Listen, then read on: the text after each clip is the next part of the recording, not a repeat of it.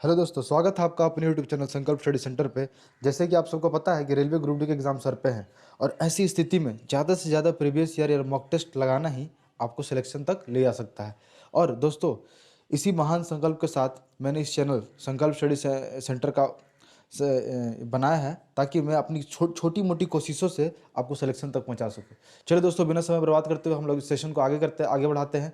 आज मैं लेके आया हूँ रेलवे के प्रीवियस ईयर के 2018। देखिए, आप लोग देख सकते हैं जैसे इस तरह से यहाँ पर 17/9/2018 थर्ड शिफ्ट। इससे पहले मैंने 17 तारीख के फर्स्ट और सेकंड शिफ्ट के जीके और साइंस के क्वेश्चंस को अपलोड कर चुका है। और अभी मैं 17 तारीख के थर्ड शिफ्ट और 18 तारीख के फर्स्ट शिफ्ट के जीके और साइंस के क्वेश्चन में कराऊंगा। तो चलिए दोस्तों, बिना समय बर्बाद करते हम आगे बढ़ते हैं। अगर आपको अच्छा लगे तो वीडियो को लाइक कीजिएगा, और भी अच्छा लगे अगर आप कुछ महान भलाई का काम करना चाहते हैं तो अपने दोस्तों तक शेयर कीजिएगा और चैनल को सब्सक्राइब जरूर कीजिएगा, क्योंकि जब तक एग्ज़ाम रेलवे का है तब तक मैं पर डे, मेरे रूटीन है पर डे मैं इस वीडियो को अपलोड करता जाऊँगा। एक एक सेट अपलोड करता, एक सेट में ही 2-3 शिफ्ट के क्वेश्चन रहेंगे, उसको मैं अपलोड करता जाऊँगा, जिससे क्या होगा, आपको आपकी पढ़ाई में काफ़ी आपको मदद मिलेगा। चलिए दोस्तों, आगे बढ़ते हैं। देखिए, यहाँ पहला क्वेश्चन क्या है कि हार्मोन का उत्पादन। क्या है पहला क्वेश्चन कि हार्मोन, एक मिनट दोस्तों, एक मिनट। देखिए, पहला क्वेश्चन क्या है कि हार्मोन का उत्पादन पौधों में होता है जिसके कारण स्टेम सूर्य के प्रकाश की ओर झुकता है। इसका मतलब क्या कहना चाह रहा है कि जैसे मतलब किस हार्मोन की, हार्मोन से क्वेश्चन पूछ दिया, प्लांट हार्मोन से ये क्वेश्चन पूछ दिया। प्लांट हार्मोन में क्या होता है कि वैसा जो तना जो होता है सूर्य की तरफ जिसका झुकाव बढ़ता है, तो वो किस हार्मोन के कारण बढ़ता है? तो ऑक्सीजन हार्मोन के कारण बढ़ता है। किसका कारण बढ़ता है दोस्तों? ऑक्सीजन हार्मोन के कारण बढ़ता है। ठीक, आगे बढ़ते हैं। देखिए, इसमें क्या है कि 25 ग्राम सल्फ्यूरिक एसिड में कितने मोल्स मौजूद हैं। ठीक, देखिए, बहुत अच्छा क्वेश्चन है आप लोग को। तो ठीक है, मैं यहाँ पर अगर आपको रटवा दूँ कि हाँ 0.25 रट लीजिए, तो इससे आपको क्या बेनिफिट हो सकता है? आप ही बताइए, थोड़ा सा दिमाग लगाइए, इससे आपको क्या बेनिफिट हो सकता है? कुछ नहीं बेनिफिट हो सकता है। हाँ, आपको बेनिफिट कब होगा कि हाँ ये कैसे हुआ, मैं बताऊँ, तब आपको बेनिफिट होगा, तब आपको लगे कि हाँ यूट्यूब में मैं कुछ नया कर रहा हूँ। ठीक, मैं बाकी बाकी जो टीचर लोग करते हैं ना, यूट्यूबर्स, आप लोग जो देखते होंगे कि एक पीडीएफ वगैरह ले लिया, स्क्रीन रिकॉर्डर से वीडियो बना रहे हैं और बस केवल टिक करते जा रहे हैं कि हाँ 1 का ए, 2 का बी, उसका डिटेल्ड नहीं बता रहे हैं। समय लगेगा दोस्तों, लेकिन मैं आपको डिटेल में बताऊंगा। मैं मानता हूँ टाइम लगेगा, लेकिन मैं आपको डिटेल में बताऊंगा। इसलिए दोस्तों, बने रहे वीडियो पर पेशेंस के साथ। आई होप आपको वीडियो को एंजॉय कीजिएगा बहुत ज़्यादा। ठीक, चलिए दोस्तों, आगे बढ़ते हैं। देखिए, हुआ आया कैसे ये मैं आपको बताता हूँ। देखिए, इसका फॉर्मूला देखिए क्या होता है जब भी पूछे। देखिए, अगर इसका मास दिया हुआ, ठीक, 25 ग्राम मास है, कितना 25 ग्राम है, हमको पूछ रहा मोल्स निकालना है। देखिए, ये फॉर्मूला आपको लगाना पड़ेगा, नंबर ऑफ मोल्स, ठीक, नंबर ऑफ मोल्स बराबर क्या हो जाएगा, नंबर ऑफ मोल्स बराबर क्या हो जाएगा, तो आपको इसका molecular mass by molecular mass, क्या क्या करना है यहाँ पे, mass by molecular mass, mass by molecular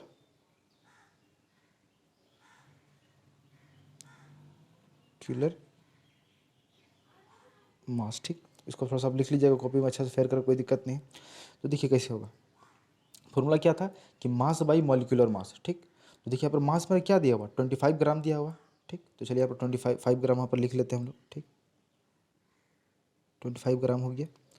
ठीक, अब बाई में क्या करना, मॉलिक्यूलर मास। तो मॉलिक्यूलर मास हम लोग कैसे निकाल सकते हैं? तो मॉलिक्यूलर मास हम लोग इस तरह से निकाल सकते हैं कि हम लोग इसमें देखेंगे मोलिकुलर मास में कैसे देख सकते हैं यहाँ पे कि सल्फ्यूरिक एसिड में कितने। ठीक, अब हम लोग देखेंगे कि सल्फ्यूरिक एसिड का फॉर्मूला क्या होता है। चलिए पहले इसको हम साइड करते हैं। मान लीजिए सल्फ्यूरिक एसिड का फॉर्मूला होता है H2SO4। ठीक, क्या होता है, H2SO4 होता है, ये होता है ना। तो मोलिकुलर मास निकालने का तरीका क्या होता है, हाइड्रोजन का मास कितना हो जाएगा, 1 ही होगा। ठीक, कोई दिक्कत नहीं, जाहिर सी बात, ऑब्वियस सी बात है, 1 ही होगा।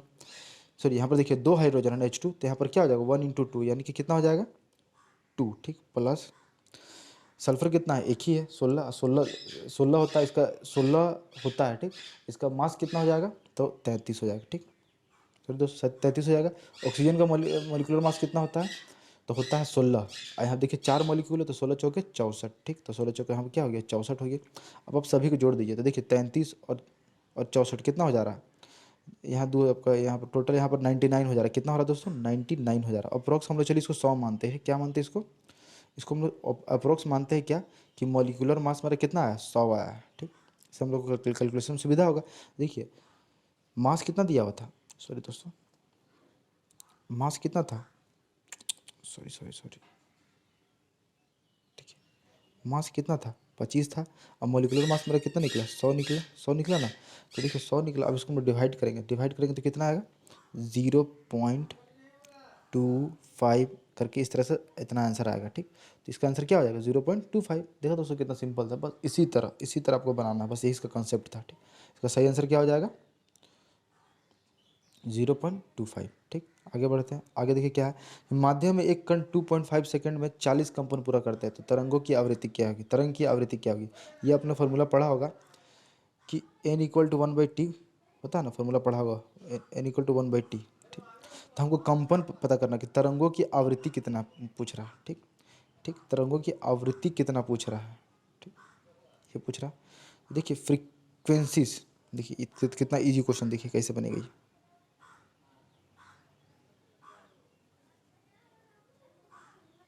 देखिए तो उसे क्या होता है, देखो आप लोग यहाँ पे याद रखिएगा, क्या क्या याद रखना है आपको यहाँ पे, कि जब भी आपसे पूछे कि हाँ कंपन दिया हो रहा है, समय दिया हो रहा है, तो क्या करना है यहाँ पे, देखिए फ्रीक्वेंसी बराबर क्या हो जाएगा,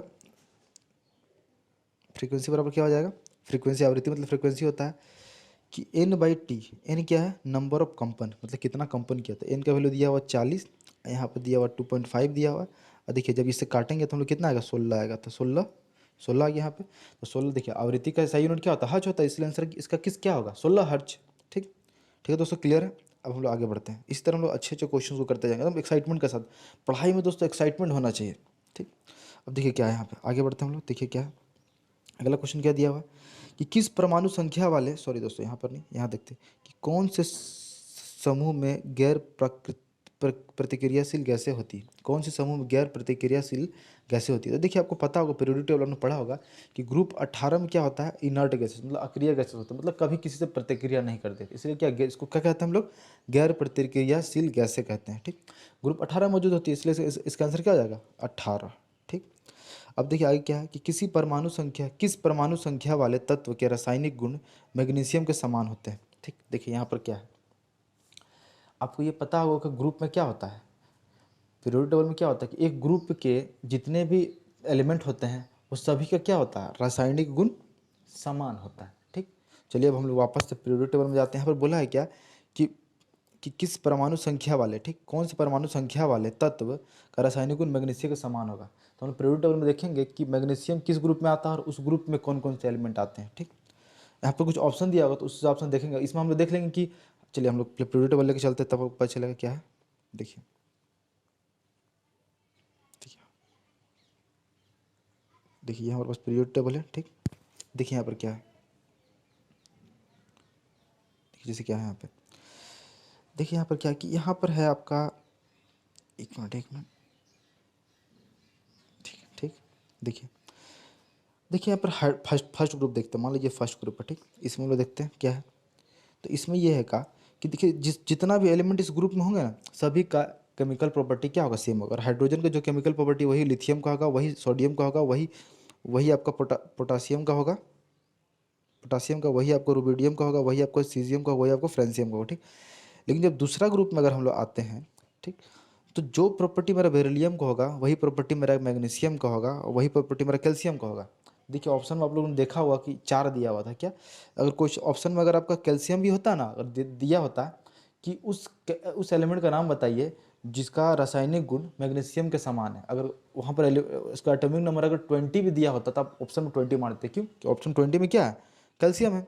अगर 38 भी दिया होता तो आप मार देते। ठीक, लेकिन ऑप्शन वहाँ पर 4 ही दिया हुआ था, एटॉमिक नंबर जिसका 4 होगा वही क्या होगा, मैग्नीशियम के गुण के समान होगा, तो इसका आंसर क्या हो जाएगा, 4 वाला। ठीक, समझ में आया दोस्तों, आशा करता हूँ आपको समझ में आया होगा।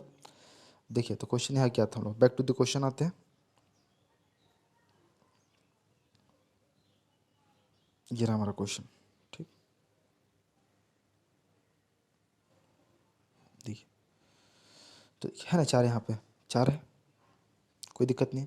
आगे देखिए क्या है कि एक परमाणु के अंदर एक प्रोटॉन पर एक न्यूट्रॉन का उत्सर्जन करने वाला बल है। ठीक, तो क्या है, परमाणु बल है, यही सी बात, ऑब्वियस बात है, क्या होगा, परमाणु बल। ठीक, आगे देखिए अब दिया हुआ क्या यहाँ पे कि सोडियम हाइड्रोक्साइड टेबल नमक के घोल को बनाने के लिए किसके साथ प्रतिक्रिया करता है?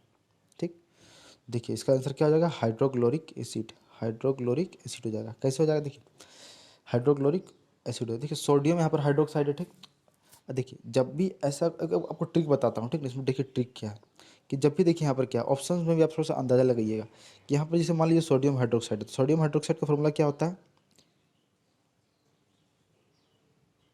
Na2OH।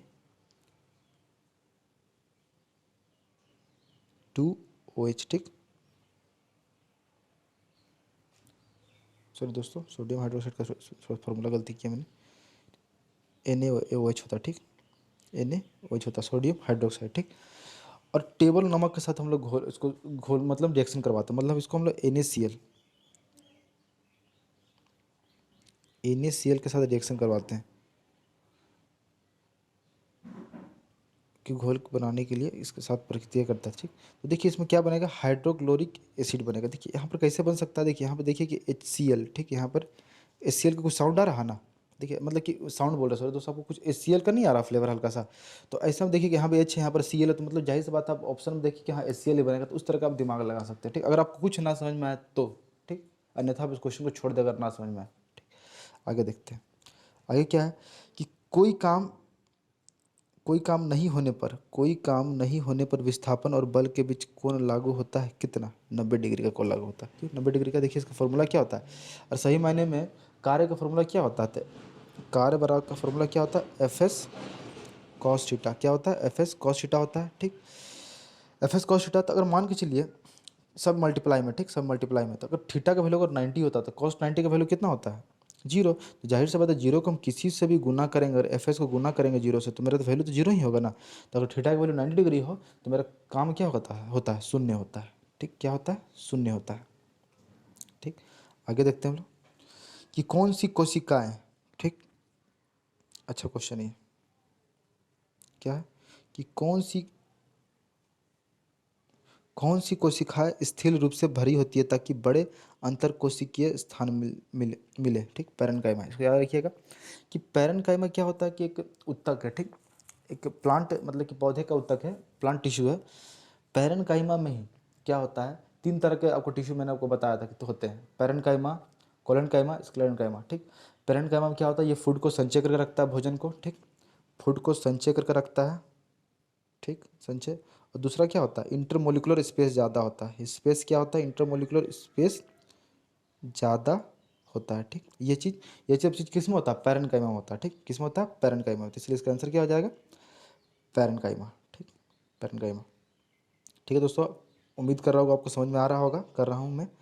आगे देखिए, आगे क्या कि किस विस्फोट के कारण समुद्र के तल पर निर्मित लहरें होती है, तो अनुदैर्घ्य कि नहीं, सॉरी सॉरी दोस्तों, विस्फोट के कारण समुद्र के तल पर निर्मित लहरें क्या होती है, तो अनुदैर्घ्य होती है। मतलब क्या होती है, लॉन्गिट्यूडनल वेव होती है। जब भी विस्फोट होता है तो जब उसका लहर जो होता है, लहर का नेचर क्या होता है, उस वेव का नेचर क्या होता है, 2 तरह का वेव होता है, एक ट्रांसवर्स होते हैं और एक क्या होता है, एक लॉन्ग, एक मिनट दोस्तों,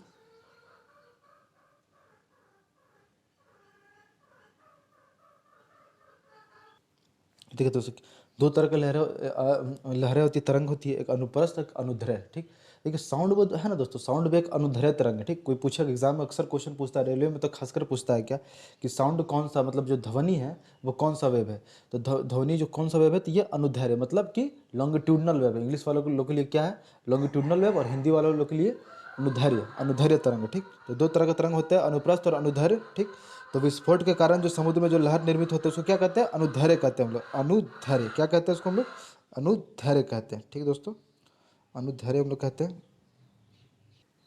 ठीक, क्या हो जाता है दोस्तों, अनुदैर्घ्य होता है। क्या होता है, अनुदैर्घ्य, क्योंकि जब भी देखिए साउंड होता है और साउंड, ठीक, साउंड और आपका ये साउंड हो गया और ये हो गया, दोनों ही किस नेचर के होते हैं, अनुदैर्घ्य नेचर के होते हैं, दोनों ही तो क्या होता है उसका आंसर, अनुदैर्घ्य होता है। अगला क्वेश्चन देखिए क्या है कि नर कीटाणु, ठीक, क्या है, माफ़ी चाहूँगा दोस्तों, थोड़ा सा दिक्कत होगी यहाँ पर, टेक्निकल इश्यूज़, कोई दिक्कत नहीं है, थोड़ा सा कॉपरेट कीजिए बस। देखिए यहाँ पर क्या है कि नर कीटाणु, ठीक, नर कीटाणु कोशिकाएं निर्मित होते हैं किस में, तो किस में होती है, वृषण में। इंग्लिश में क्या उसको बोलते हैं हम लोग, टेस्टिस, टेस्टिस। ठीक, टेस्टिस। ठीक, आगे देखिए यहाँ पर क्या है कि परमाणु संख्या संतान वाले तत्व का संबंध किससे है, तो डी ब्लॉक से है। किससे है इसका, डी ब्लॉक से संबंध हम लोग, तो इसका आंसर क्या हो जाएगा, डी ब्लॉक। ठीक, आगे देखिए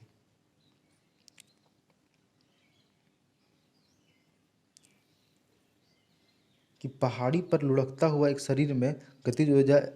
देखिए पहाड़ी पर लुढ़कता हुआ एक शरीर में मतलब कौन सी ऊर्जा होती है, जाहिर सी बात है, मान लीजिए कोई बॉडी एक स्लाइड कर रहा है पहाड़ से, देखिए वो तो साथ साथ गति कर रही है, ठीक, गति ऊर्जा तो होगा ही, और साथ साथ साथ उसके पास एक स्थिति ऊर्जा भी है, मतलब उसके पास एक ऐसी ऊर्जा है कि अगर वो किसी के ऊपर गिर जाए तो कुछ उसको प्रभाव डाल सकती है, मतलब तोड़ सकती है उस चीज़ को। ठीक, तो इससे क्या पता चल गया यहाँ पर कि इसका आंसर क्या हो जाएगा, स्थितिज ऊर्जा हो जाएगा। ठीक, स्थितिज ऊर्जा। ठीक, और गतिज ऊर्जा दोनों ही इसका आंसर क्या है, करेक्ट आंसर है। ठीक।